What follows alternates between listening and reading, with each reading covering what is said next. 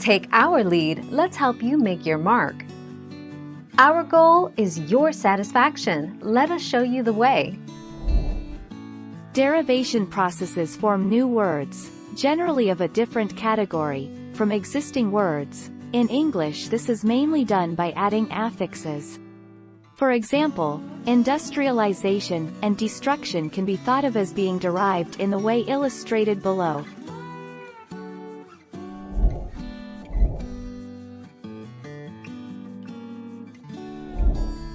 Take our lead. Inflection refers to a process of word formation in which items are added to the base form of a word to express grammatical meanings. For example, the inflection S at the end of dogs shows that the noun is plural. 17 July 2019.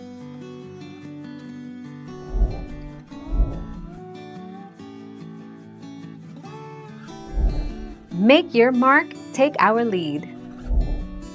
In English grammar, compounding is the process of combining two words, free morphemes, to create a new word, commonly a noun, verb, or adjective. Compounds are written sometimes as one word, sunglasses, sometimes as two hyphenated words, life-threatening, and sometimes as two separate words, football stadium. 3 July 2019.